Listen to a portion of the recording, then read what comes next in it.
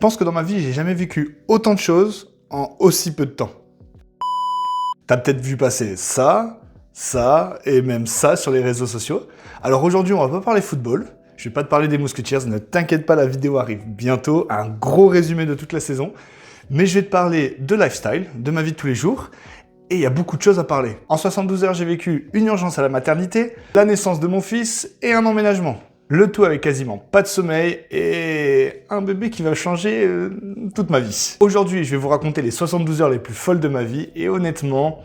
Ça fait beaucoup là, non? Si t'aimes ce genre de vidéo, le lifestyle et qu'on parle de football américain, abonne-toi à cette chaîne, mets un pouce bleu, c'est ce qui va aider la chaîne à grandir et à me permettre de vous proposer des vidéos de meilleure qualité. C'est parti, on y va ?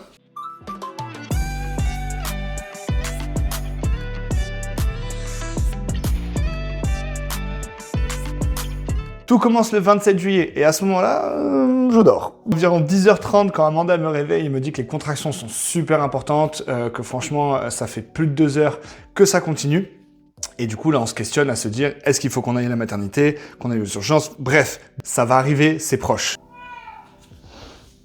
On essaye de faire ce qu'il faut, c'est-à-dire, bon, il faut prendre un médicament, faire des exercices sur un ballon de yoga pour travailler la respiration, un peu de mobilité, de l'étirement. L'objectif, c'est limiter les douleurs de la contraction et essayer de voir est-ce que ça permet de les modérer. C'est à ce moment-là que je comprends que c'est plus juste une alerte, mais que c'est le grand moment. Bon, le trajet à l'hôpital, moi je m'attendais gyrophare, je roule à 200 à l'heure, je suis dans Fast and Furious, appelez-moi transporteur, je fais des mouvements de fou avec la voiture, des dérapages et tout.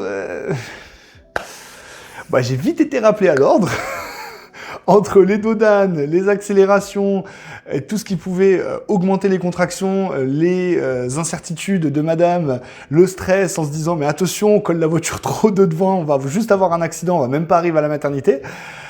Et ben voilà, on a roulé tout doucement. Je m'attendais pas du tout à ça, moi j'étais préparé, bande d'arrêt d'urgence en warning et on y va.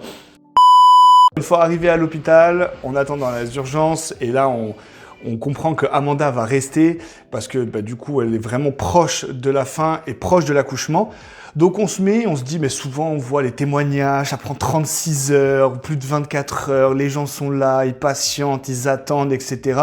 Moi je m'installe, petit fauteuil, mes snacks, je commence à regarder ma série, je me mets à l'aise. L'objectif, c'est de pouvoir patienter, tout en discutant aussi avec Amanda, lui en faisant passer le temps, mais de pouvoir faire quelque chose qui me permet de ne pas attendre à rien faire et de tourner en rond en stressant. Et ben c'est allé un peu plus vite que ce qu'on pensait. Elle est arrivée à 15h, 17h péridurale et minuit 3, accouchement. Sachant que le travail commence bien avant minuit 3. Donc ça a duré 7 heures. Si je peux faire une petite confidence, ma première réaction quand je l'ai vue, ça n'a pas été « Waouh, incroyable, mon bébé, etc. » J'ai vu sa tête allongée, toute violette, et je me suis dit « Tes mains, mon fils, il ressemble à Freezer !»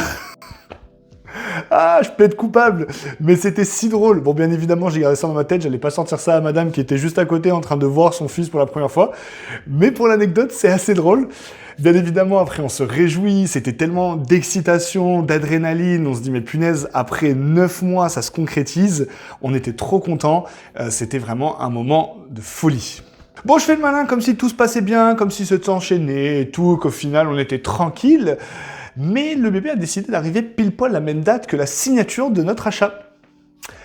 Voilà, tout simplement. Il naît à minuit 3, à 10h, le lendemain matin, je devais signer chez le notaire.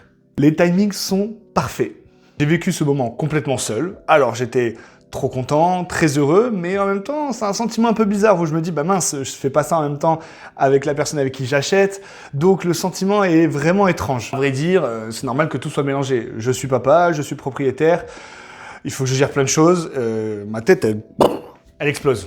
Et là, tu te dis, ok, les timings, Baptiste, le 27, le 28, ça fait 48 heures. Pourquoi 72 heures? Si seulement tout s'arrêtait là. Et ben le 29, dites-vous qu'on a déménagé. Voilà, on avait vraiment tout prévu, on s'était dit que Amanda accoucherait avant, qu'ensuite on pourrait prendre le temps de signer chez le notaire, d'aller déménager tranquillement, que nenni.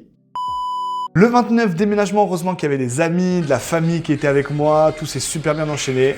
Même le fait que j'ai réussi un peu à dormir, ça pareil, hein. Manque de fatigue, en 72 heures, j'ai à peu près dormi 8-9 heures, sachant que 3 heures sur ces 8-9 heures viennent le moment où le matin, je devais rejoindre tout le monde à 8 heures, ensuite pour aller chercher le camion, le canapé, etc. Et je me suis réveillé à 10h30. Tellement KO, j'ai fait un blackout. Après avoir loupé mon réveil, je rejoins tout le monde, on se met en route pour déménager, on récupère une équipe, s'occupe de récupérer les cartons, récupérer le camion et de l'amener dans la nouvelle adresse.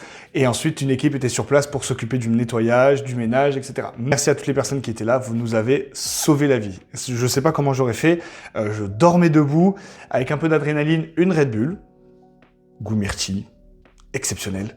Et ben ça permet de tenir un peu plus. Je prends un peu de recul sur ces 72 heures, je me rends compte qu'elles ont changé toute ma vie. À partir de maintenant, il y a du stress, de l'angoisse, de la fatigue, de l'anxiété, de l'adrénaline, parce que on s'occupe d'un enfant. Il fait ça. Limite, c'est un ballon de football américain. Je pourrais le prendre et le lancer comme ça pour lancer des touchdowns. Bref, c'est ouf. Et je me dis, vidéo sur YouTube, un jour, si Simon, tu regardes cette vidéo, voilà quelques petits mots pour toi. Ce sont les 72 heures les plus folles de notre vie, mais sans aucun doute aussi les plus belles. Les 72 heures auront un impact sur ta vie à toi aussi, et j'ai hâte qu'on puisse petit à petit, au fil des années, partager tous ces moments avec toi et toutes ces choses qu'on a pu vivre, de te les faire vivre aussi. Mais le plus important, souviens-toi de ça. À partir de maintenant, c'est un projet NFL.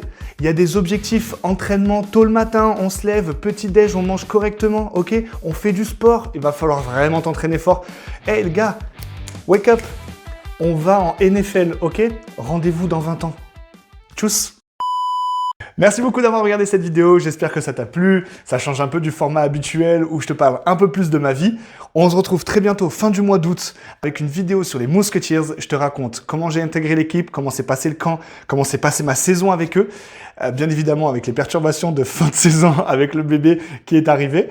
Mais j'ai trop hâte de tout vous raconter ça sur un condensé d'une vidéo. On fera une petite FAQ peut-être aussi, comme ça vous pourrez poser des questions. J'ai trop hâte de vous montrer tout ça. En tout cas, prenez soin de vous, on se revoit très bientôt. Salut!